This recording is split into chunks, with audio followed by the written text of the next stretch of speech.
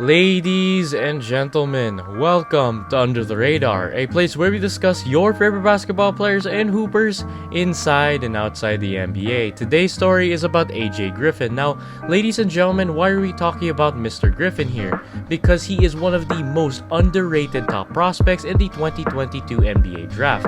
Now, the question that we must answer in today's video is, how did AJ go from being underrated into becoming a possible top 10 pick in the 2022 NBA draft? Let's roll the clock a bit. Adrian Darnell AJ Griffin Jr. was born on August 25, 2003 in Dallas, Texas, but AJ actually grew up in Ossining, New York to parents Adrian Griffin and Audrey Griffin. Funny enough, ladies and gentlemen, AJ's dad, Adrian, is an NBA veteran that actually played in the NBA for 10 seasons before becoming an assistant coach for the Toronto Raptors that actually won the title back in 2019. Meanwhile, his mother, Audrey, actually ran track for Seton Hall. And Adrian's coaching is also paired extremely well with his parenting, as Adrian, AJ's dad, would go 3 for 3 in turning his kids into collegiate hoopers. Did you see what I did there? Did you, ladies and gentlemen, see what I did there? AJ's older brother, Allen, actually played for Illinois and Syracuse before turning pro in the NBA G League. Meanwhile, his sister Aubrey is currently playing for one of the top women's basketball programs in the Yukon Huskies. And despite being the youngest of the 4 Griffin family ballers, AJ is trending towards being the first one in the group to be drafted. AJ played basketball for Archbishop Stepinac High School in White Plains, New York. As a freshman, he played with his older brother Allen and helped his team win its first ever Catholic High School Athletic Association Archdiocesan title since 1984. It took less than one complete high school season for him to get his very first Division I offer from St. John's, and after that, the rest started flowing in, ultimately leading up to June 15, 2019, when he received offers from UCLA, Vanderbilt, Michigan, Villanova, and of course Duke University. In his sophomore season, AJ and RJ Davis actually formed one of the top backcourts in the nation, as Griffin would average 20.9 points, 10.9 rebounds, and 3.9 assists, along with 3.5 blocks per game. AJ's sophomore season in high school, although it was magnificent, sadly it was actually limited for the large part of the season because AJ sadly battled with a nagging foot injury, and he only ended up playing 16 of the 30 games played that season.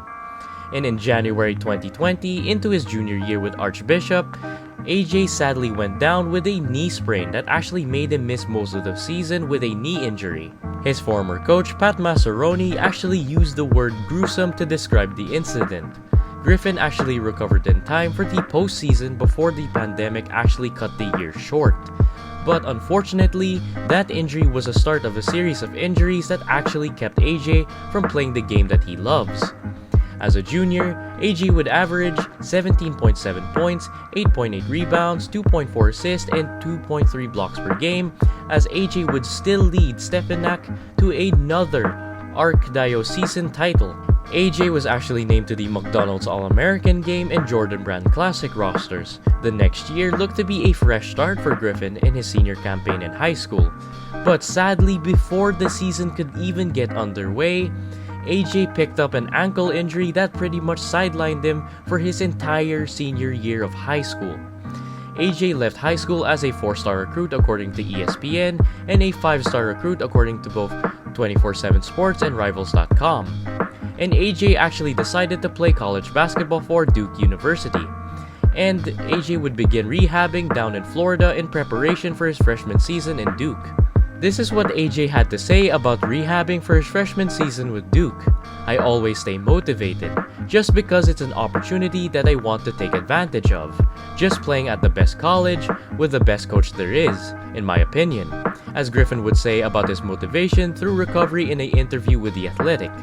"And I just feel like it's an opportunity most kids don't get, so I want to fully take advantage of it.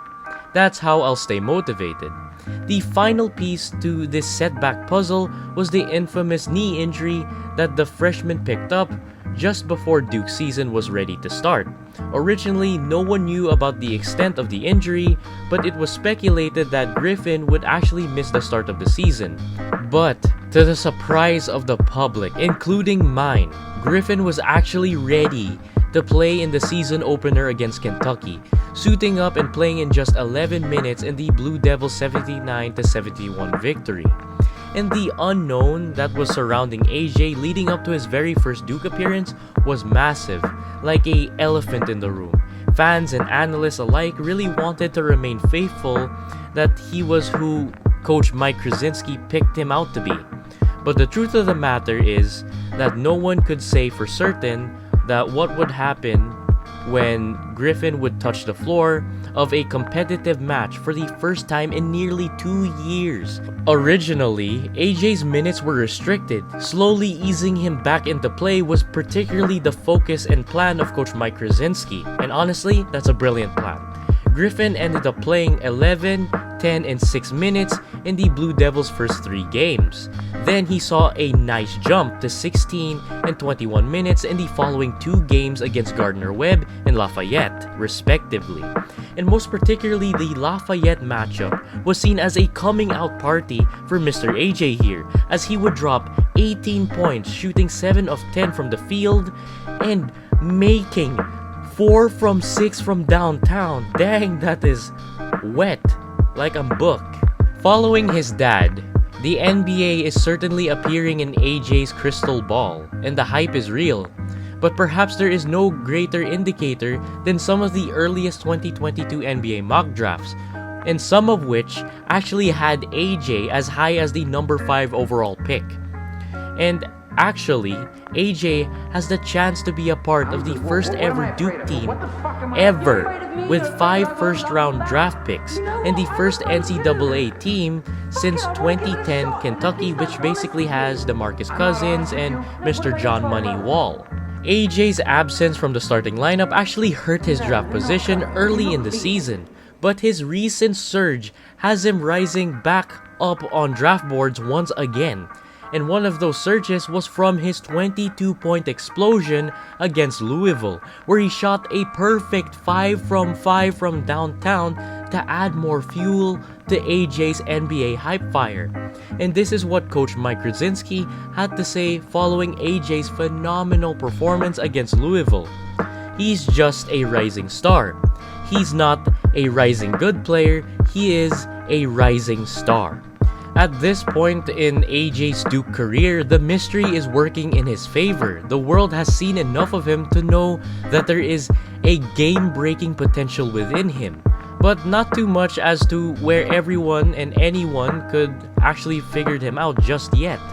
But AJ Griffin has become the definition of sky is the limit. And AJ would finish his freshman season with Duke with averages of 10.4 points, 1 assist, 4 rebounds, shooting an amazing 44.5% from downtown, making AJ one of the best shooters, or technically the best shooter in the draft, at least by 3-point percentage. AJ is an amazing prospect because he has solid athleticism, a very strong frame, and a ton of natural talent. Literally, AJ is built like a linebacker with thick shoulders and sort of a low center of gravity. And one of my main concerns with AJ is that he doesn't appear to have the same level of explosiveness that he previously had in high school. After suffering a few injuries, he still is a ridiculously good athlete, but he's not as twitchy or as bouncy as he previously looked in the past.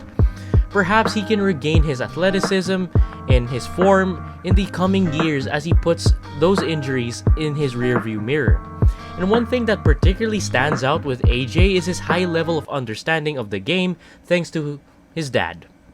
And his awareness on the defensive end is pretty impressive, and he can defend multiple positions on the floor. He is a solid on-ball defender, and on offense, he is able to use his strong body to carve out space in the lane, and he does a great job in initiating contact and scoring against length. And he has solid handles with great touch around the rim. And AJ has showed elite scoring ability from the perimeter, hitting almost 50% from 3 on, the season, and showcasing a silky smooth jump shot. And although AJ has somewhat of a awkward setup to his shot with a extra wide base, but his shot is money with an incredible clip. Okay? And although he wasn't the main ball handler or offensive creator this past season, he did show some flashes with the ball in his hands, hitting defenders with combo moves and shaking free for jumpers. And if I had a clear-cut player comparison to AJ, it would be a taller Gary Trent Jr. because of the similarities in their play styles as shooting guards and the amazing understanding of in-game situations. And I particularly think that AJ's development, and if AJ's development goes well, he will become one of the best shooting guards in the NBA. I'm calling it right now. And all that he needs is some more handles, so that he can become a great two-way player that can lengthen his career in the NBA. And as of the recording of this video, AJ is projected to be the 8th pick, all the way to the lottery pick range. So congratulations to AJ and all of his fellow Under the Radar members tonight. God bless you all and may your dreams come true. You all have worked so hard for this moment, and congratulations once again. Time to celebrate with your family and your loved ones.